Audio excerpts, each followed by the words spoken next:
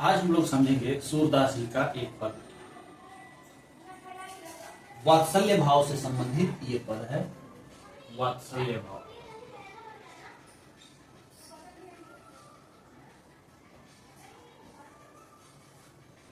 ये जो पद है सूरदास जी का वो उसी वात्सल्य से संबंधित है। तो इसमें माता अपने पुत्र को जगाते हुए कहती है। श्री कृष्ण के बारे में ये पद है। तो माता यशोदा और पुत्र जो हैं वो श्री कृष्ण। तो माता कहती हैं कि जागिए ब्रज राजकुमार, कमल कुसुम फूले ब्रज राजकुमार।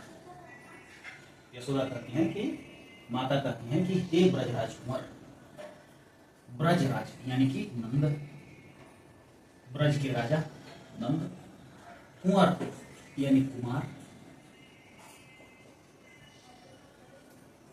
तो ब्रज राज यानी कि नंद के कुमार, यानी कि ब्रज के राजा के कुमार, यानी कि ब्रज के राजकुमार श्री कृष्ण जागिए। माता कहती हैं कि हे ब्रज के राजकुमार आप जागिए। क्यों जागिए? क्योंकि सवेरा हो चुका है। और ये नहीं कहती है कि सवेरा हो चुका है आप जागिए, सवेरा होने के लक्षण बताती है। कहती हैं कि हे ब्रज राजकुमार, ब्रज के राजकुमार आप जागिए, कमल कुसुम फूले। यहाँ कमल का मतलब है कमल और कुसुम मतलब फूल होता है। तो कमल आदि फूल जो है वो खिल चुके हैं। यानी कि कमल का जो फूल है वो सूर्य की पहली किरण के साथ खिलने लगता है। तो कह रही हैं कि सूर्योदय हो चुका है। ये एग्जाम्पल, ये उदाहरण देकर समझा रही हैं कि कमल भी खिल गया है अर्थात सूर्योदय हो गया है, इसलिए आप भी जगिए। कुमुद वृंद संकुचित है। अब कुमुद क्या होता है? कुमुद भी कमल की प्रजाति का ही एक फूल होता है जो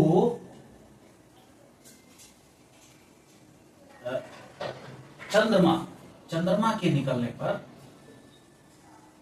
चंद्रमा के उदित होने पर ये खिलता है। यानी कि सूर्यास्त होने के बाद ये कुमुद खिलता है।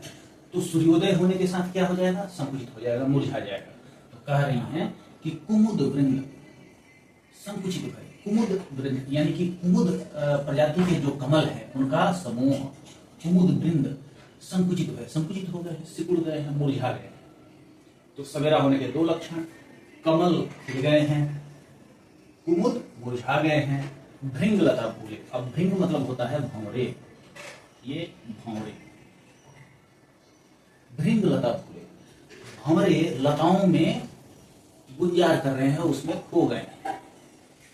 तो सवेरा होने के सारे लक्षण दिखने लगे हैं, इसीलिए ब्रज राजकुमार, ब्रज के राजकुमार आप जग जाइए।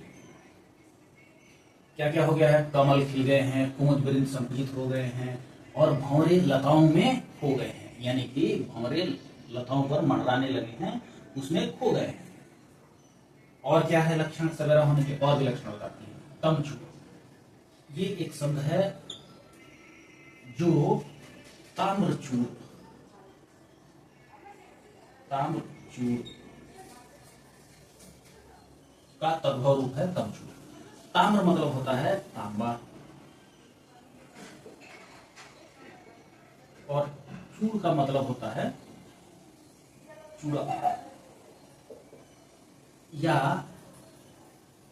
कलगी या मुकुट।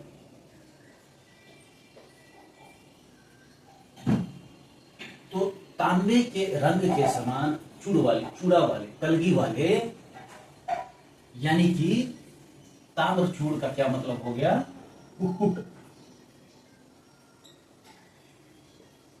कुक्कुट यानी मुर्गा।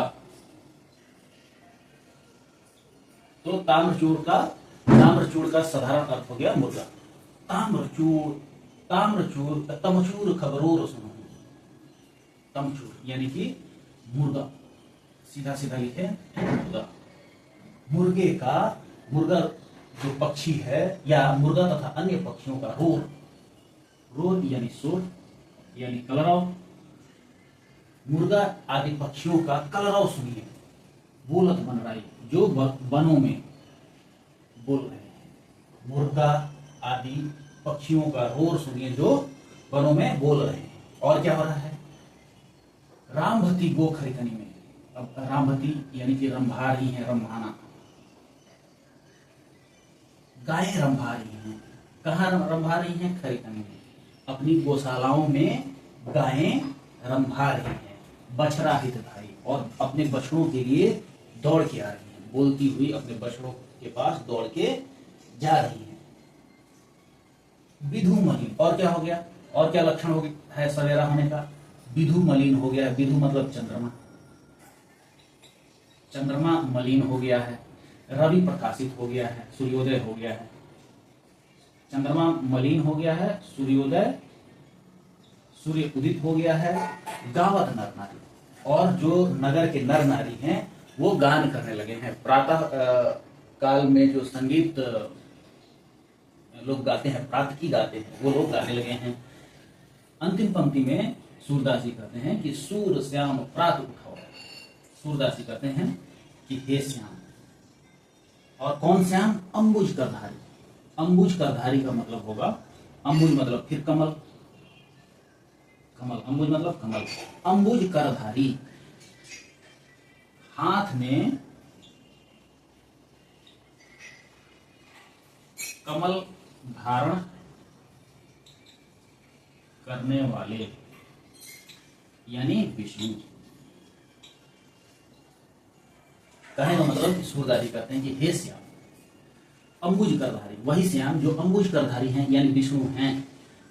सुबह हो गया है, आप जग जाइए, उठ जाइए। तो साधारण सा पद है, छोटा पद है। कुछ शब्द हैं जिनका अर्थ बता दिया है। अब देखते हैं जो सूरदास के पद हैं उनमें वो रस और अलंकारों से भरे होते हैं। तो वात्सल्य रस है, इसमें वात्सल्य रस है, पहले ही बता दिया गया है कि वात्सल्य भाव से भरा हुआ है, तो वात्सल्य रस है। और देखते हैं कि अलंकार कौन कौन से हैं। तो कुंवर कमल कुसुम, क क तीन वर्ण एक साथ आए हैं, तो यहाँ है अनुप्रास अलंकार। अनुप्रास अलंकार,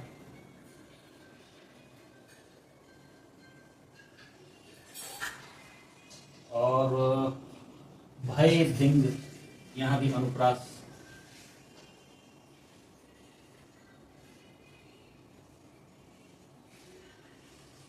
सूर श्याम, यहां भी अनुप्रास।